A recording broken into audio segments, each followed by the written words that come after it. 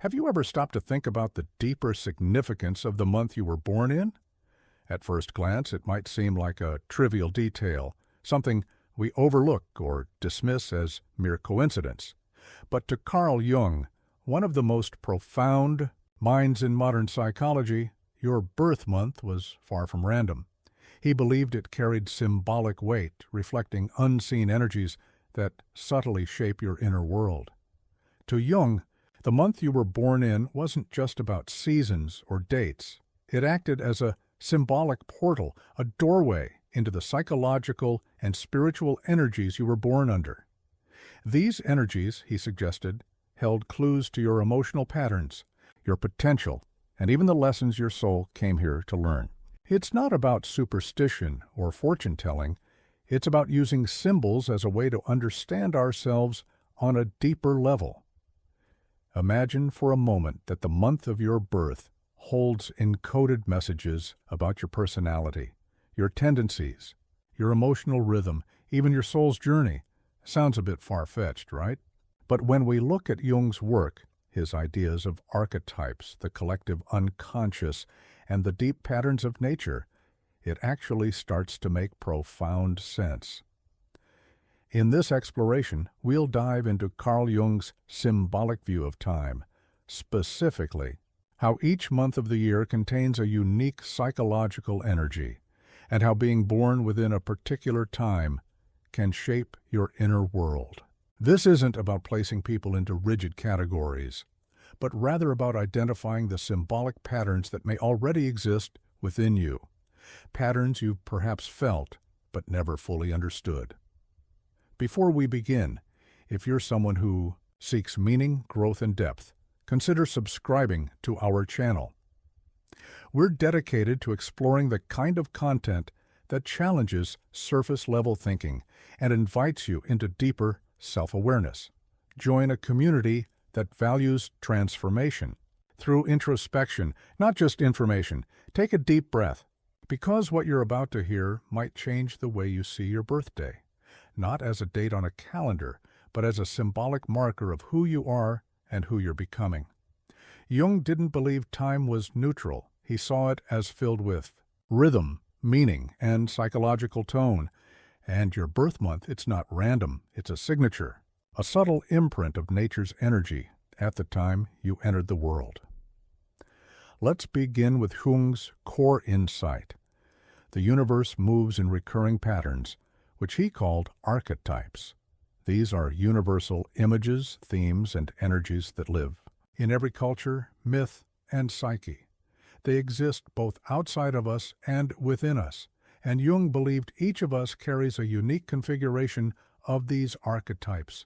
Like a fingerprint for the soul, seasons to Jung weren't just changes in weather, they were expressions of these archetypal patterns. The cold stillness of winter, the blooming vitality of spring, the radiant fullness of summer, the quiet reflection of autumn.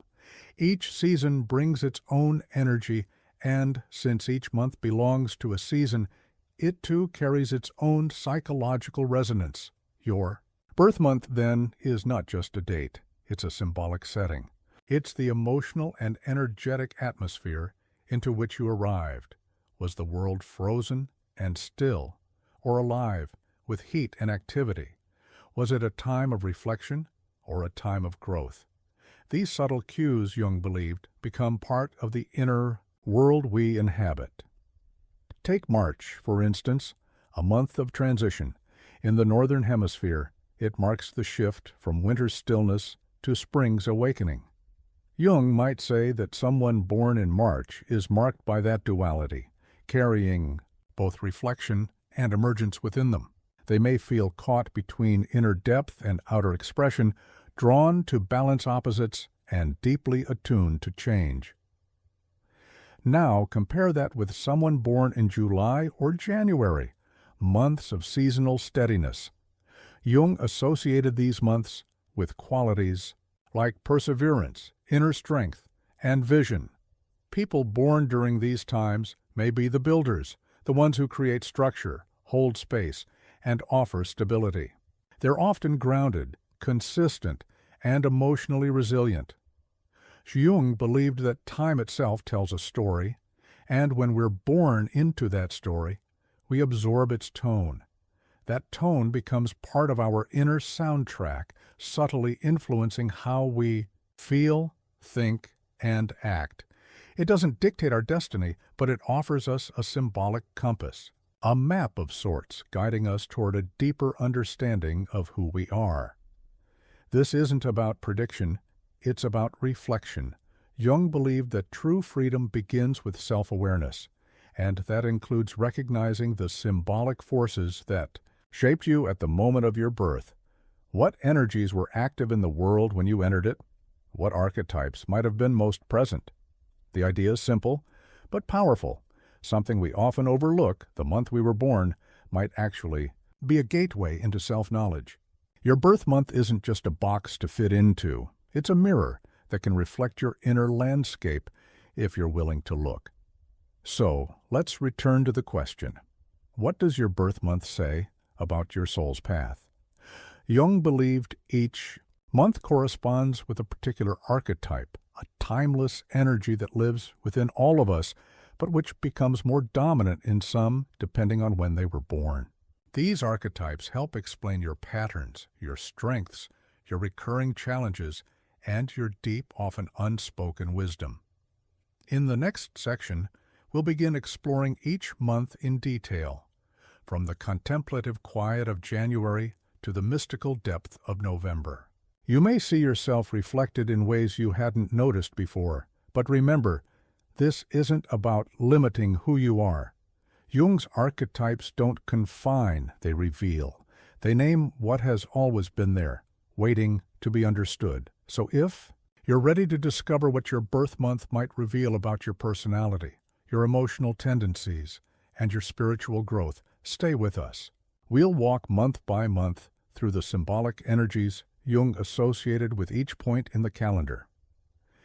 We begin with January, February, and March, and what you uncover might not only surprise you, but reconnect you to a forgotten part of your soul. May, the archetype of the builder. May arrives in full bloom, draped in beauty, warmth, and stability. Nature is no longer awakening, it is thriving, grounded, and present. Jung might describe this time as carrying the essence of the builder, the one who finds purpose in creation, harmony in structure, and joy in the physical world. Those born in May often possess a sensual, grounded energy. They are deeply connected to the pleasures of the senses, art, food, music, and the rich textures of everyday life. There's a calm loyalty in them, a nurturing presence that brings steadiness wherever they go. They thrive in routine, finding security in rhythm and fulfillment in the tangible. But with such comfort comes a shadow. The builder may become overly fixed, resisting change, fearing instability. Growth for May-born souls requires learning how to evolve without abandoning the foundations they cherish. Their path is to build not just homes, but inner temples, structures flexible enough to adapt, yet strong enough to endure. June, the archetype of the seeker or the mediator. June stands at the year's center, a month of light, curiosity, and forward motion. It bridges the past and future with a sense of open possibility. Jung would align June with the archetype of the seeker, the one who yearns to understand, to connect, and to uncover deeper truths. Those born in June often shine with bright minds and open hearts. They are naturally curious, adaptable, and gifted communicators. There's a youthful spirit within them, a playfulness tempered by a longing to grasp life's larger questions. They connect people, ideas, and experiences with ease, acting as bridges between perspectives. Yet the seeker's gift can also scatter their energy. With so many interests, they may find it difficult to focus, to choose one direction, or to commit fully. The desire to please everyone can pull them in too many directions at once. Their growth lies in learning to root themselves, cultivating inner stillness amidst the ever-expanding quest for understanding. Each month, as Jung would suggest, carries a symbolic tone, a psychological atmosphere. These are not strict categories or labels, but mirrors, mirrors that reflect hidden parts of the self, waiting to be understood. And now, we enter the second half of the year, a time Jung associated with deeper transformation, emotional maturity, and the soul's inward turning. July, the archetype of the nurturer or protector. July arrives with warmth, tradition, and emotional depth. It's a month of family, memory, and heart-centered living. Jung would associate July with the nurturer, the protector of home and soul, the one who intuitively senses the needs of others and provides comfort, loyalty, and care. Those born in July often radiate emotional intelligence. They feel deeply, and their compassion is not performative, it's instinctual. They create emotional safety for those around them, often becoming the silent pillars of their families and communities. There's a timeless quality to their love, and a deep respect for roots, heritage, and memory. But in giving so much to others, the nurturer may neglect themselves. They may suppress their emotions to keep peace, or overextend in their care. Their growth requires learning how to protect their own inner world as fiercely as they guard the hearts of others. August, the archetype of the sovereign or leader. August blazes with brilliance, radiant, bold, and unapologetically alive. Jung might associate this month with the archetype of the sovereign, the inner king or queen, the natural leader who carries vision, confidence, and authority. Those born in August often exude a magnetic presence. They don't just seek attention, they embody purpose. There's a fire in them to guide, to uplift, to leave a legacy. Whether through creativity, leadership, or service, they carry a powerful sense of responsibility. But power has its shadows. The sovereign can become controlling, prideful, or isolated if they feel misunderstood. Their evolution lies in embracing humility, learning that true leadership empowers others, and that greatness means walking with both strength and grace. September, the archetype of the analyst or perfectionist. September brings clarity. It marks a turning inward, a time of harvest, reflection, and preparation. Jung might connect this month with the analyst, the one who seeks order, meaning, and mastery. Those born in September often have sharp, discerning minds. They bring order to chaos, structure to confusion. They're planners, thinkers, researchers, drawn to systems and processes that require focus and precision. There's a quiet dignity in their attention to detail. Yet perfectionism is the analyst's shadow. They may judge themselves harshly, fear mistakes, or struggle to surrender control. Their path is one of softness, learning that imperfection is not failure, but the soil in which authenticity grows. October, the archetype of the diplomat or the artist. October whispers of harmony. It's a month of balance, beauty, and transformation, mirrored in the fall of leaves and the softening of light. Jung might assign October the archetype of the diplomat or artist, the one who seeks peace, connection, and aesthetic meaning. Those born in October are often gifted in relationships. They value fairness, truth, and unity. Whether through art, dialogue, or sheer presence, they mend what's broken and soften what's hard. They're lovers of beauty, not just surface beauty, but the kind that exists in harmony, empathy, and understanding. Yet the desire for peace can become avoidance. The diplomat may fear confrontation, losing their voice in the effort to maintain balance. Their growth is about finding courage to speak their truth, even when it disrupts harmony, knowing that real peace comes not from silence, but from honest expression. November, the archetype of the alchemist or deep transformer. November is shrouded in mystery. Light fades, silence deepens, and the world turns inward. Jung might see this month as governed by the alchemist, the one who transforms darkness into wisdom, who seeks truth beneath the surface of things. Those born in November carry intensity, depth, and spiritual insight.